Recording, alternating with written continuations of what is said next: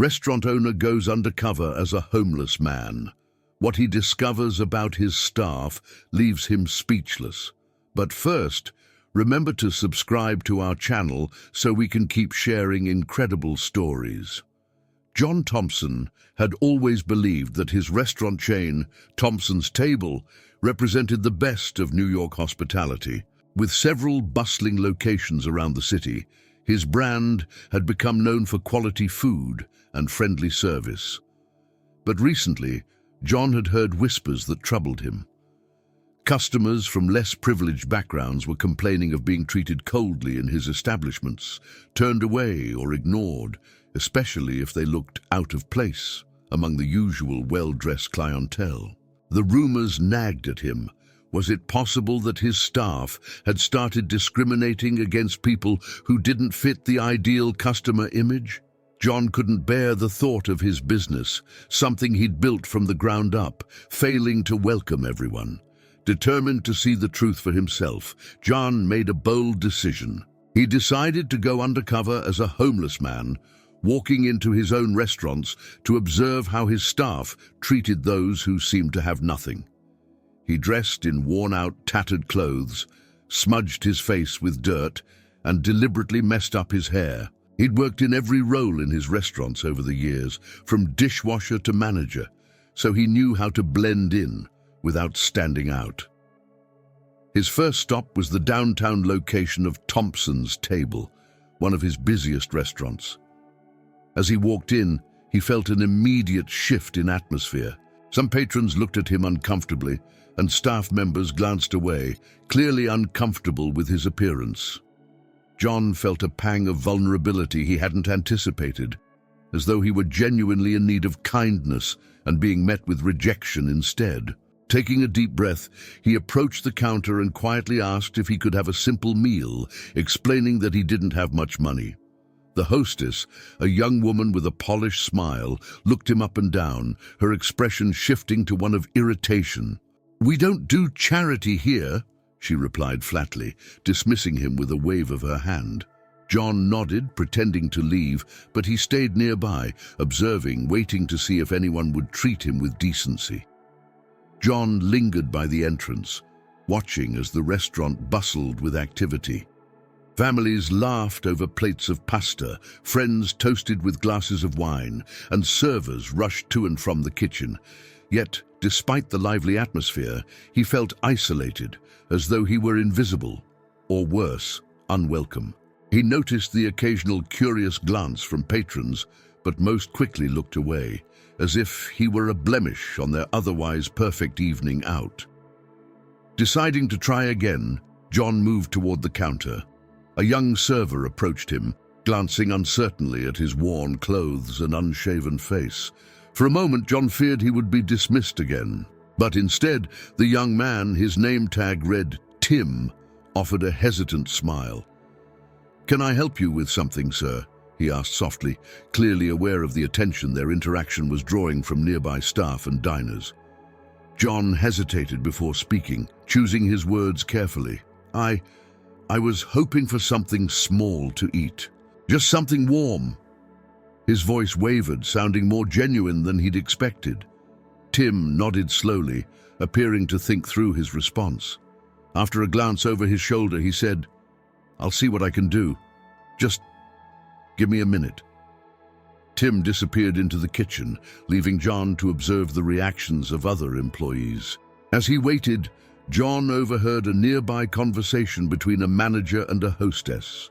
The manager, a middle-aged man with a sharp suit and colder demeanor, scolded her for wasting time on customers who aren't our type.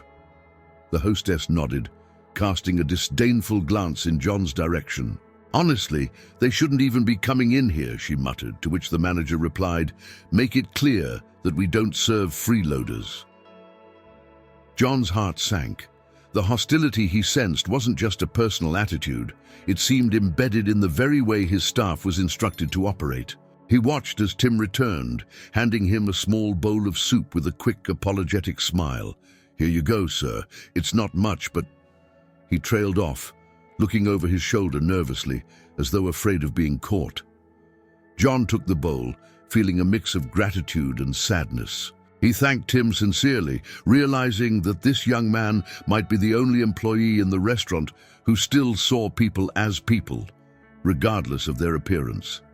As he sipped the warm broth, John's determination grew. He would dig deeper and find out just how deep this problem went. Determined to uncover the full extent of the problem, John continued to observe the interactions around him.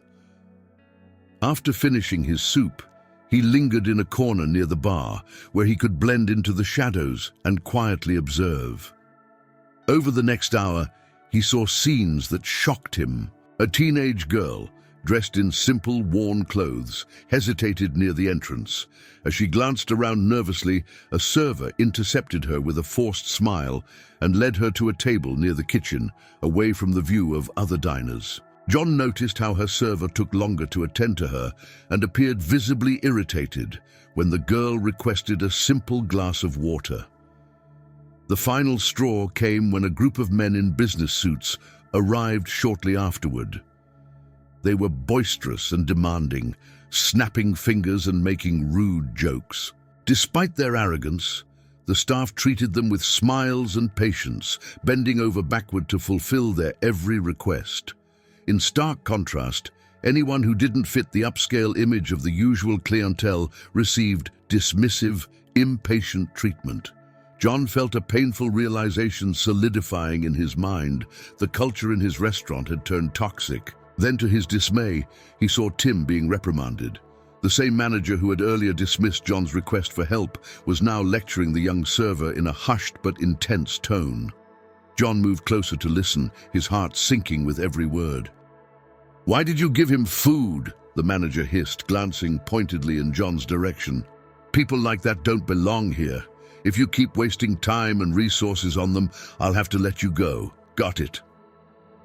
Tim nodded reluctantly, looking down, clearly feeling trapped. "Yes, sir.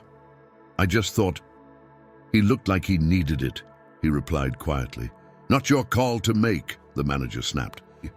"Next time, send him on his way. We're here to serve paying customers, not charity cases." Hearing this, John clenched his fists, struggling to contain his frustration. He felt betrayed, not only by his employees, but also by himself. How had he allowed such a cold and elitist mentality to take root in his business? The friendly, welcoming environment he'd worked so hard to create had been replaced by an establishment that valued appearances over compassion. As John watched Tim walk away, his head hanging low, John knew he couldn't ignore this any longer. He had come to observe, but now he realized he would have to act. The time had come for John to reveal himself. He could no longer stand by and watch the hypocrisy unfolding in his restaurant. He took a deep breath, stepped forward, and cleared his throat. "Excuse me," he called out, his voice firm yet calm. All eyes turned toward him, including the manager and other staff members. Tim looked surprised, glancing between John and his manager as though unsure of what was about to happen. John pulled off his tattered hat and straightened his posture, his true identity slowly dawning on everyone around him. A hush fell over the room as whispers spread through the staff and recognition began to flicker in their eyes. The manager's face went pale, his confident expression dissolving into one of confusion and fear. "Hello, everyone," John began, his voice carrying a calm authority that silenced the room. "My name is John Thompson. Yes, the owner of Thompson's Table. And tonight I came here undercover to see how my staff treats those who appear to be less fortunate. What I've witnessed has been disappointing, to say the least." The manager took a step forward, stammering nervously, "Mr. Thompson, I didn't realize. If I had known—" "That's precisely the problem," John interrupted, his gaze steely. "If you had known, you would have acted differently. But why should it matter whether you recognize someone as the owner or a homeless person? Isn't everyone who walks through these doors worthy of kindness and respect?" The staff members exchanged uneasy glances, each visibly uncomfortable under John's scrutiny. He turned his attention to the manager. Your job is not just to enforce rules, it's to uphold the values this restaurant was built on. But instead, I've watched you demean people and scold the few employees who actually showed compassion. John then addressed the whole team. Some of you might think it's acceptable to treat certain customers better than others based on their appearance or wealth. But that's not what Thompson's Table stands for, and it's not what I believe in. I've worked hard to build a place where everyone feels welcome, where every customer, no matter who they are, receives a warm, respectful experience. He looked at Tim, offering a reassuring smile. Tim here is the only person tonight who represented the values I hold dear. He showed kindness when no one else did, and for that, I'm grateful. John paused, allowing his words to sink in. Starting tomorrow, things will change. I'll be making adjustments to our management team and ensuring that everyone here understands what this restaurant truly represents. If anyone isn't comfortable with that, you're free to leave. With that, John ended his speech, leaving a room full of stunned silence. He'd laid the foundation for a transformation, and now it was time to see who would rise to the challenge. In the days following John's revelation, significant changes began to sweep through Thompson's Table. True to his word, John restructured his management team, removing the manager who had promoted elitism and dismissive behavior toward those who appeared less privileged. The message was clear. Thompson's Table would no longer tolerate discrimination or arrogance in its ranks. John promoted Tim, the young server who had shown compassion, to a supervisory role, placing him in charge of training the team on empathy, respect, and customer care. John also initiated a mandatory training program across all branches of his restaurant chain. Every staff member attended sessions focused on understanding and embodying the restaurant's core values: kindness, dignity, and inclusion. Role-playing exercises and workshops helped the staff realize the importance of treating every guest with the same respect, regardless of their appearance or social status. John personally led some of these sessions, sharing his own experiences and reminding them of the vision that had built Thompson's Table into the success it was. The transformation didn't stop with the staff. Inspired by Tim's actions, John implemented a pay-it-forward initiative across his restaurants. Patrons could now choose to donate a meal anonymously to someone in need, a small but powerful gesture to help those who might be struggling. The idea quickly gained popularity, and regulars embraced the chance to support others. Slowly, a new culture took root, one that welcomed everyone without judgment. Over the coming months, Thompson's Table saw a renewed sense of purpose. Word spread through the community about the restaurant's changes, attracting patrons from all walks of life who felt respected and valued. Tim flourished in his new role, guiding his team with the same kindness he had shown that night to John. The atmosphere in the restaurant transformed, filling with a warmth and friendliness that was once just part of John's dream. One evening, as the restaurant bustled with energy, John took a moment to step back and observe. The staff worked harmoniously, laughing and chatting with customers. Tim caught his eye and smiled, nodding in silent recognition of the journey they'd all taken together. For John, this wasn't just a business victory, it was a personal one. He'd reclaimed the spirit of Thompson's Table, restoring it as a place where people from every background could feel at home. The experience had reminded him of the power of compassion and of the importance of leading by example.